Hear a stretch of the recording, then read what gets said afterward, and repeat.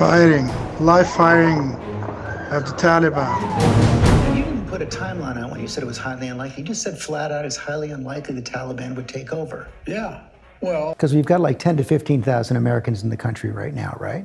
And are you committed to making sure that the troops stay until every American who wants to be out is out? Yes. How about our Afghan allies? All Americans out and our allies out.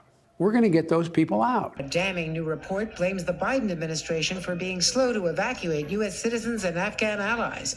The military is saying very clearly that the State Department was very slow, unwilling to recognize the urgency of evacuating the embassy. The fundamental problem is that we decided to leave Afghanistan precipitously without a plan to get people out.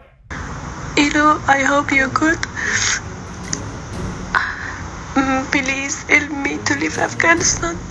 I can't live here. I have a lot of problem. A lot of person said for me, I will help you to leave Afghanistan, but they don't help me. Please, please help me. My name is Jason Jones, and I'm the founder and president of the Vulnerable People Project. The Vulnerable People Project is a nonprofit organization that seeks to work with communities facing genocide and war. About a year ago, in early August of 2021, I was fighting COVID pneumonia. I was lying on a couch in my home office, staring at the ceiling, wrestling with pneumonia, when my phone rang. I answered the call, and it was from a friend of mine who was actually the co-founder of an organization I created, Movie to Movement. And she had since left and got married and had children. And she called to ask me if I could evacuate or find a way to evacuate her good friend's mother from Kabul. Her friend was also a filmmaker, and together with her Afghan husband, they made an anti-Taliban documentary. So they knew that their mother was in real danger. And so there I was with pneumonia, and I thought, okay, I have a lot of friends, I have connections. I will see what I can do to help evacuate. By the end of that first day, I'd received probably 12 requests from pastors, Christian pastors, asking if I could rescue Christian communities from Afghanistan that they worked with. I received a call from a Marine captain if I could help evacuate his interpreter. And so it went. And so I became really focused on that first day of putting together a plan to evacuate the handful of people that reached out to me. But then by the end of the first week, we had almost 1,000 folks on our list. What we do at the Vulnerable People Project, generally, what our mission is to run influence campaigns for communities facing genocide. So what does that mean? We ghostwrite op-eds for policymakers and elected officials that advance the interest of these vulnerable communities facing genocide. We do documentaries on the plight of these ethnic and religious communities like we did in Iraq and Sudan during the genocides there. But this was something new for us, building out teams to begin evacuating folks as a country was collapsing around them. We developed networks of safe houses, not only in Afghanistan, but across neighboring countries. We were able to provide for the housing and the food and the medical care for several hundred SIVs, Christians, and other minorities like the Hazara.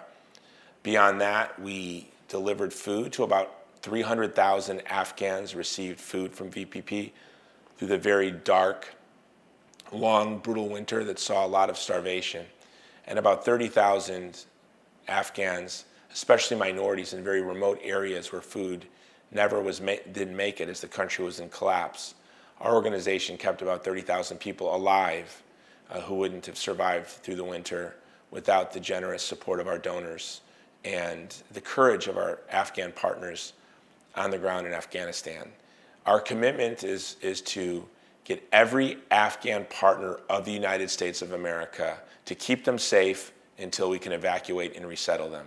That is our commitment. As a nation, our government made promises in our name, and our government broke those promises. Most of those promises I thought of as imprudent at the time, but yet we made them. And so the Vulnerable People Project is committed to being a faithful friend to the Afghan people. people that look to us for leadership and partnership. And in the past year, since the collapse of Afghanistan, we've been able to build, we just did a ribbon cutting this month on our very first women's medical center. We have opened up in a remote area that suffered the most in last year's brutal winter. We've been able to drill wells and create a water distribution system. We're in the process of building a road to that community that's been separated. The nearest road is 23 miles by donkey. And that's one of the reasons when our teams stumbled across this village last year, 10% of the village had already starved to death. So we're committed to making sure that never happens again. And we're also providing armed security at girls' schools that are still open in different parts of Afghanistan. So we have 3 girls' schools, K through 12, where we've installed closed-circuit cameras and security systems, solar so that they never run out of electricity and those cameras are always rolling. The Vulnerable People Project is committed to even feeding more people this coming winter, as we also continue to shelter our SIVs and minorities in safe houses and do the hard, long work of resettling these refugees. And we're not looking just to the United States. We've resettled a lot of folks in South America, even African nations, and in the European Union countries. But the UN has predicted over 1 million people dying of starvation this year in Afghanistan. Well, because it's getting very cold, we've created a system to deliver food, wood, coal, and propane. We're still continuing to look for ways to evacuate people to neighboring countries. My name is Prince Wafa. I was born in Afghanistan, came to the United States in 2014.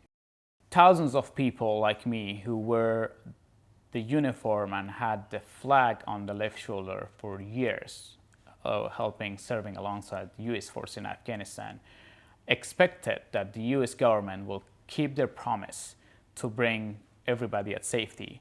And all of a sudden, the next day you're seeing not only they left, but they basically handed the country and you all to the Taliban's hand. And what do? A year ago today, Afghanistan fell to the Taliban. 6 weeks earlier, President Joe Biden promised that that would never happen. But of course, when Joe Biden made that promise, and the day that Joe Biden promised that Afghanistan would never fall, 85% of Afghanistan's districts had already fallen to the Taliban. So he was lying. But a year ago today, Afghanistan fell, and it was surreal for my team. Myself, I was on the phone, on Signal, on WhatsApp and other applications, communicating directly with Afghans who we were trying to get through Abbey Gate into the airport. These were Afghans who were invited to the United States because of their service. Many Americans who were in Afghanistan with their blue passports were desperately trying to get onto the airfield as the Taliban was rolling into town. I was on the phone with an evangelical Christian pastor, Afghan, who was with his wife and children, who were lined up outside the airport, fighting to get into the airport, when for no reason, a Taliban fighter walking down the line shot the pastor's 12-year-old son in the stomach. So this pastor had to make the desperate decision of whether to wait in line with his wounded son, which was not moving at all, or to race his son to the hospital. If he waited in line, or the family waited in line, or one or two of the family members left to the hospital, they would be separated. If they waited in line, the son would die. And if they all left, they would all potentially die. The pastor made the decision to go to the hospital with his entire family and the son. And that was the last day that I ever talked to that pastor. And we do not know what happened to that pastor. Last year at this time was definitely a challenge for our family.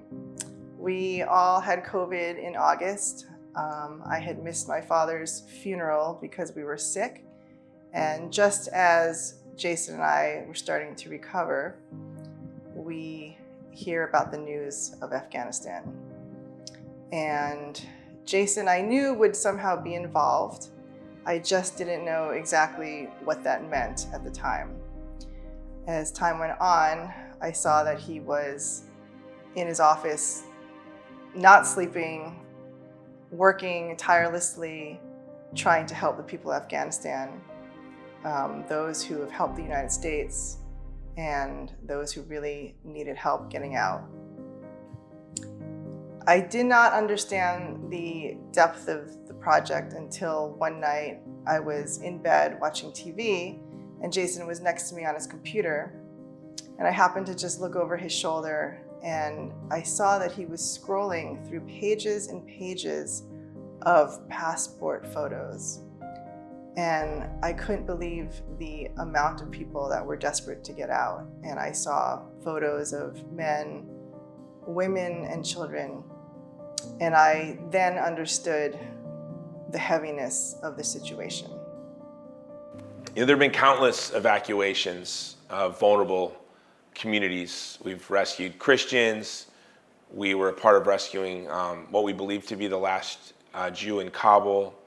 But I think the most intense evacuation happened earlier this year when we were approached by a German aid organization about a young woman who was working for a Western aid organization, and her mother had died. Her father died when she was young. Her mother remarried. Her mother died, and now her stepfather sold her as a bride. And she was working with this German aid organization, but they were really helpless to rescue this girl. So they approached us. The young woman had tried to escape earlier, and she was captured. They told her if she tried to escape again, that they would kill her. The mission was brought, the young woman's situation was brought to my organization. I presented it to my Afghan partners, and I determined that it was too risky because where she was, we really had no way of getting to her, and I felt that it would put our entire team in real jeopardy. But my Afghan partners on the ground in Afghanistan tried to explain to me that if we didn't rescue her, sooner or later, this young girl would die. She would either commit suicide, or sooner or later she would just try to run, and that it was worth the risk, even though they acknowledged that it was putting their team in real jeopardy.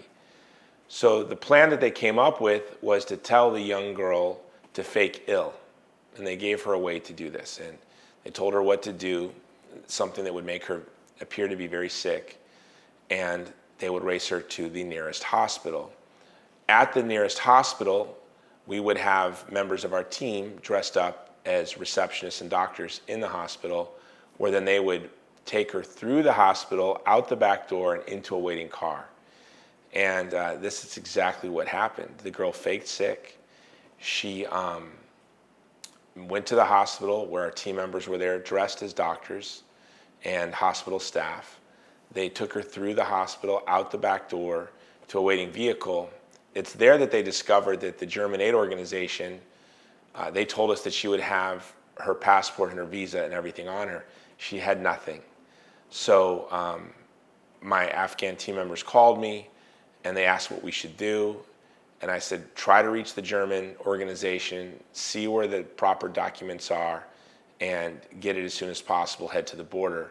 But if you don't hear back from them in 30 minutes, go back to the hospital, leave her there, and tell her she was seen by the hospital staff and she's fine, and we'll try again later. Well, we finally got a hold of the German organization, and they were able to have someone run to the border and meet us at the border with the documents.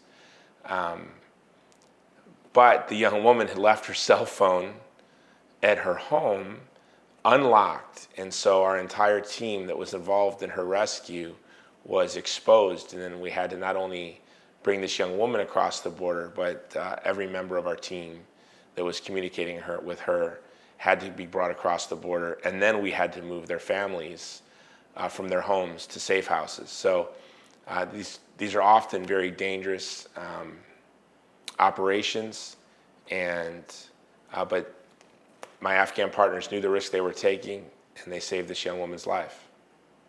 So working with the U.S. military, definitely from the beginning to the end, there's a lot of consequences behind that.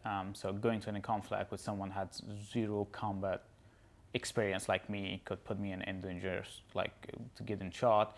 And in most part, Taliban were saying that the interpreter, translators are the eye of the Americans. So let's target them first, because once they get shot, then they cannot continue their search, they cannot continue their interviews from the villages. So we were always being in target. That's why we were wearing the same uniform, not to get recognized by the Taliban or identified this is different than that, because we were getting shot by snipers and most of the times in some very dangerous areas in Afghanistan. Coming back home also, it was really hard to know who's supportive, who's not, and you could just end up getting killed in your own city walking if they were find out that you were helping U.S. military, and we had to hide from almost everybody.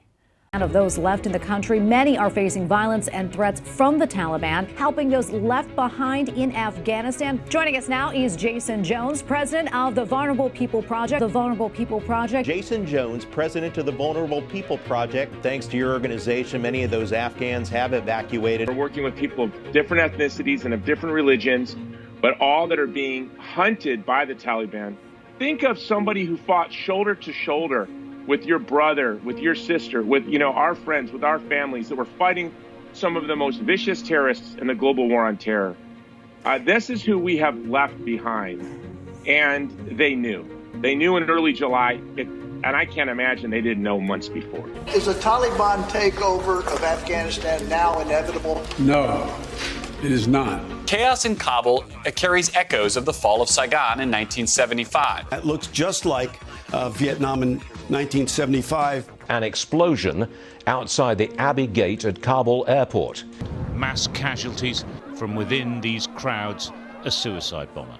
Bombing in Kabul that killed 13 U.S. service members. The chaotic and deadly U.S. evacuation from Afghanistan stunned Americans and the world and cost the lives of 13 U.S. soldiers. Now a damning new report blames the Biden administration for being slow to evacuate U.S. citizens and Afghan allies. People are being beheaded. Don't we have a moral responsibility to do something for these people? Hi, my name is Armin Chakmakian. I'm the manifest director for the Vulnerable People Project. I started working with VPP about 2 weeks after the debacle happened in Afghanistan. I was following Jason on a social media, and he had COVID pneumonia at the time, and he was just grinding it out, rescuing people. And about 2 weeks in, he called me and said he was looking for someone to help him put together his command center. I'm the one who organizes the names on the lists, and we have a very sophisticated vetting system. But at first, I'm the one who asks them for national IDs and passports and the people that need to get out of there. I have to organize them in priority of, U.S. citizens are at the top, and then we have minority population. People don't realize in Afghanistan, you're not all just one type of Afghan. They have, if you're a Christian, you're considered minority population. If you're Hazara, you're considered minority population. If you're a Hazara Christian, you're minority population, obviously.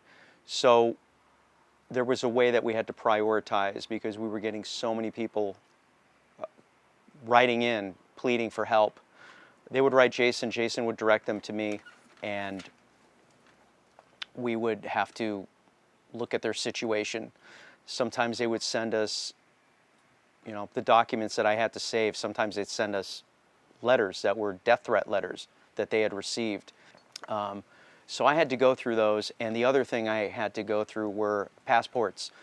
It really starts, really makes you feel the human element of these people that you're about to help. The youngest person that had a passport was a little baby, and this baby was 2 months old. And to see a little baby's face on there with the mom and dad who were so young in their 20s, you start getting a little bit attached to the people you're helping out and you're writing to.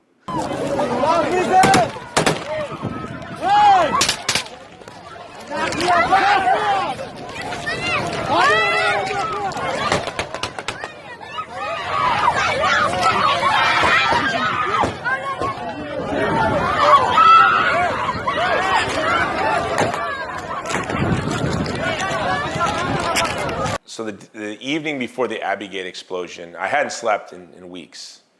And the evening before the Abbey Gate explosion, I actually took NyQuil. My lymph nodes were swollen, and I was, of course, very tired, but stressed, and I couldn't really sleep, so I took NyQuil. The moment I took the NyQuil, I felt guilty.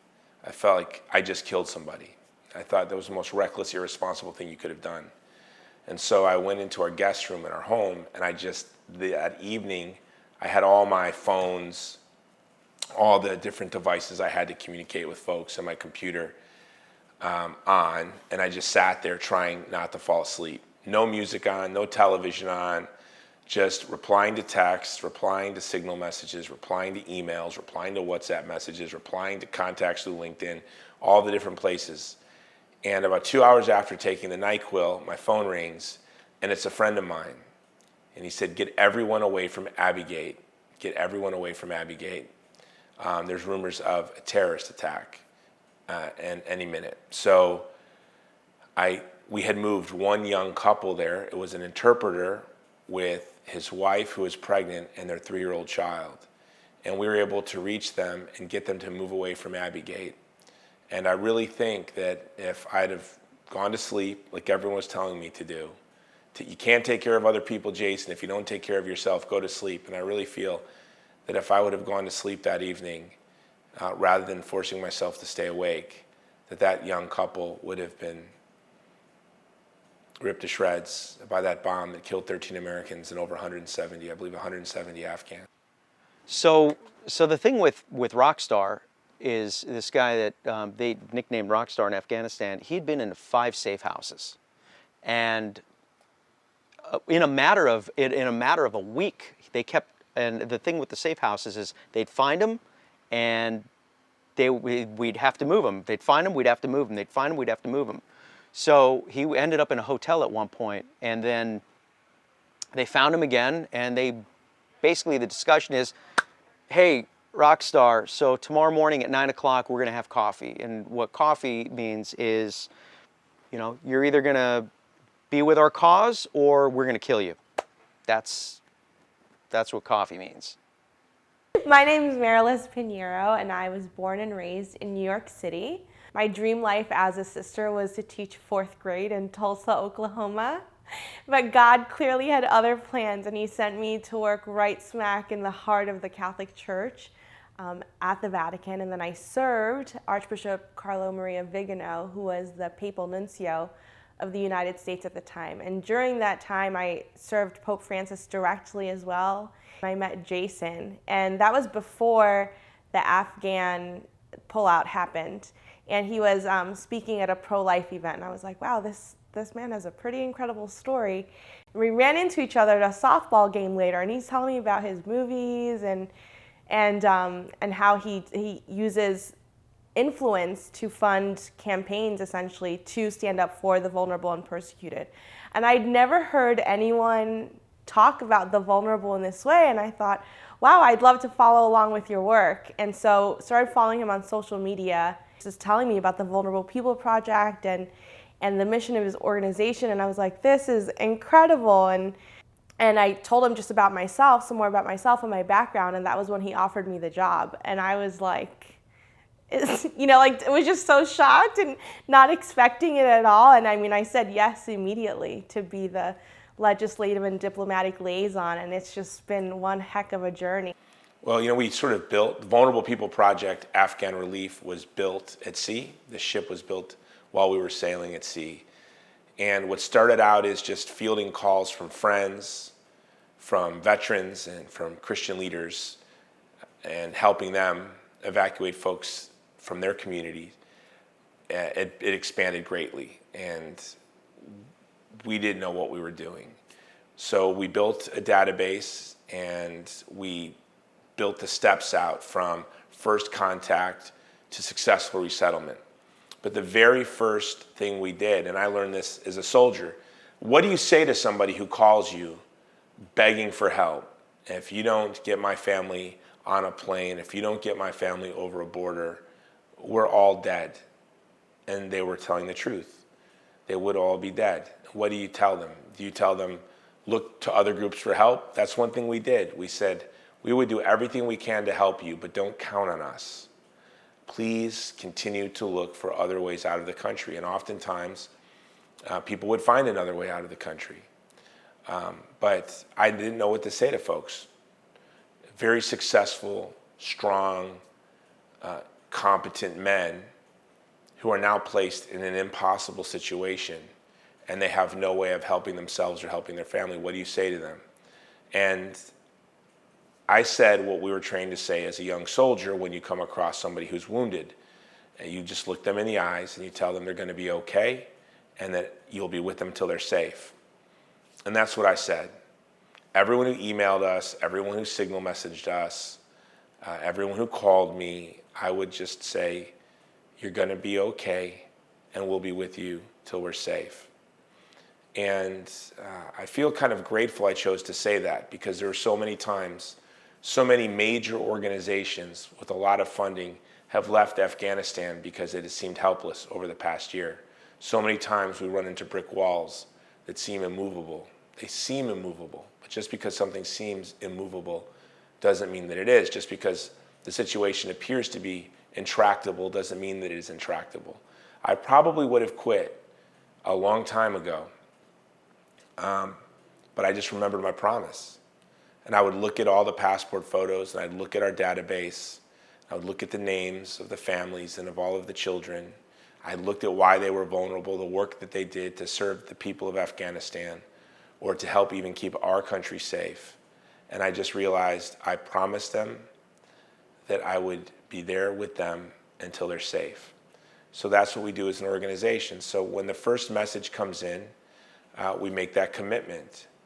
As long as you keep your heart beating, we will be with you. One of the things I get, there's other organizations, right? And they contact us because they see that we've helped a certain amount of people, and they kind of do the math for what it might cost to get X amount of people onto a plane and get them out of there. And usually an organization, if they are spending, 50 grand to get a certain amount of people out, then they go, oh, they just spent 50 grand. They must have 10 million in the bank. I don't even know if our donors know this, but whatever money they donate, that's going, we don't use that to pay ourselves or anything. That money's going to, 30 grand comes in, 30 grand's going out. Yeah. I just wanted to mention that. I remember my Ranger Creed, and my favorite stanza is, never will I leave a fallen comrade to fall into the hands of the enemy, and under no circumstances will I embarrass my country. A year ago today, Joe Biden abandoned our friends. He abandoned our cohorts into the hands of our enemy. A year ago today, Joe Biden embarrassed our country. Our hope is to ameliorate the suffering that this administration has caused. Our hope is to care for and protect our Afghan allies until every last one of them is safe. That is a promise that I personally made, and that is a promise that we at Vulnerable People Project are united and committed to fulfilling.